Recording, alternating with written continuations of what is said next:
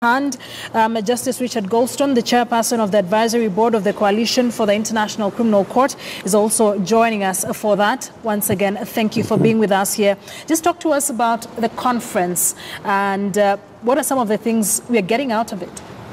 Well, I think it's much to the credit of Kenyatta University to have arranged this conference to mark the 20th anniversary of the Rome Statute for the International Criminal Court. That is the founding constitution of the International Criminal Court, and the university has assembled here experts from all over the world, and it's been a very open discussion. There's been a lot of criticism of the International Criminal Court, much of which I agree with. There's been a lot of support for the International Criminal Court because it's needed by the world. In order to do away with impunity for people who commit the most terrible war crimes and genocide and crimes against humanity.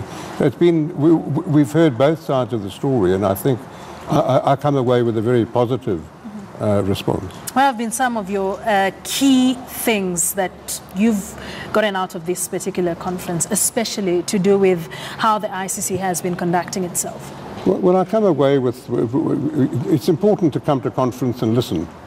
And I've listened hard, and certainly there are a lot of criticisms, as I say, of the International Criminal Court, mistakes that have been made, which are inevitable with any human undertaking. It can never be perfect. But unfortunately, errors were made in the early years of the International Criminal Court, and I come away with a realization of those shortcomings, but an even greater determination that people, certainly people who believe in justice, who believe in looking after the victims, who are often forgotten, people who are interested in the rule of law, I think come away with, I certainly do, with a determination that much more should be done to put the ICC on a more successful path in the future. Professor Mtua, has the ICC done good for the African continent since its inception? Well, I think my elder colleague here and statesman, Judge Goldstone, who has devoted his life to international criminal law, speaks eloquently about the need for the International Criminal Court. But I must also say that he is a little bit more generous than I would be about the International Criminal Court. I think that the news coming out of the ICC is disappointing. And I don't say this as a critic of the ICC. I say this as a supporter of the court. It's been wanting. So there are a number of things that we can look at. There are sins of conception at the ICC, in the way the ICC was put together, in the way states related to the court itself. There are problems there that I think are defects of birth or birth defects. We can talk about some of those. Some of those include, for example, the supervision of the court by the UN Security Council, or the supervision of the court by the Assembly of State Parties. These bodies are political bodies. The court is a legal body. The court ought not to be supervised by political bodies. Can you imagine, for example, if the International Court of Justice was being supervised by states? That would be horrible. Then there are other problems that I see. I think that the founding prosecutor of the ICC, Mr. Luis Moreno Ocampo, whom I know and whom I supported at the time that he was in office, was a disastrous founding prosecutor.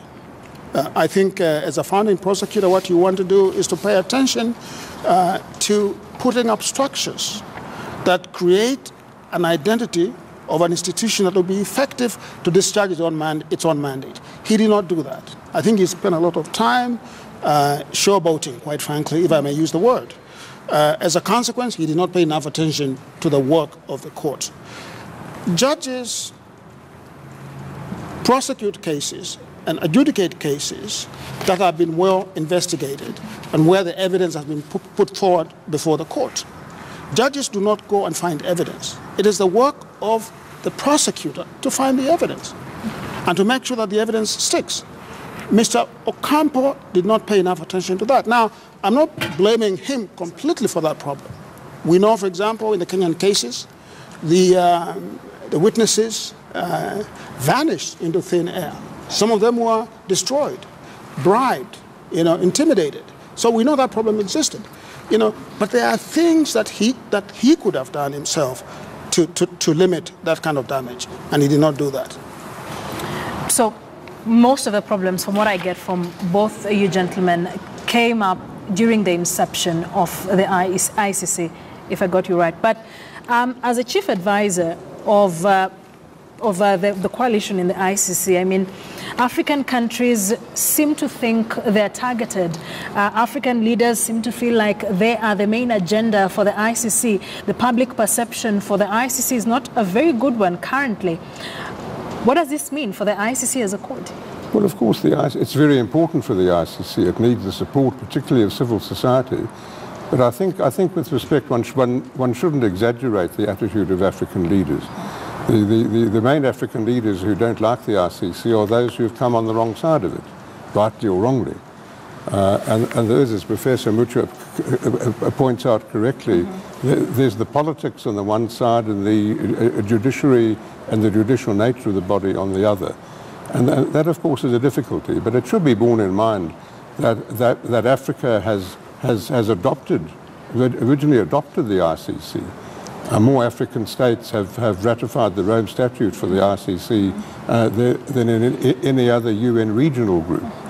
The four African states have approached the ICC to take on its situations in their own countries such as Uganda, the Central African Republic, and the Democratic Republic of the Congo, requested the ICC to look into it.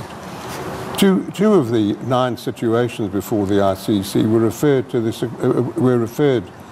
the ICC by the Security Council of the United Nations. So it's wrong to accuse the ICC of coming to Africa.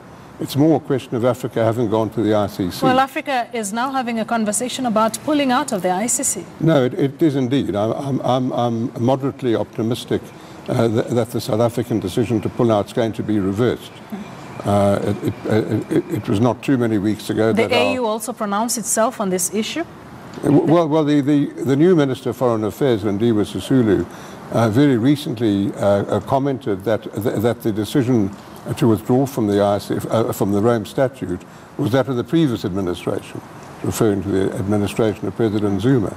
At a conference a couple of weeks ago in Cape Town, the Minister of Justice, although he's put forward the bill to withdraw, has said, I've done my job, it's now up to the Parliament to decide.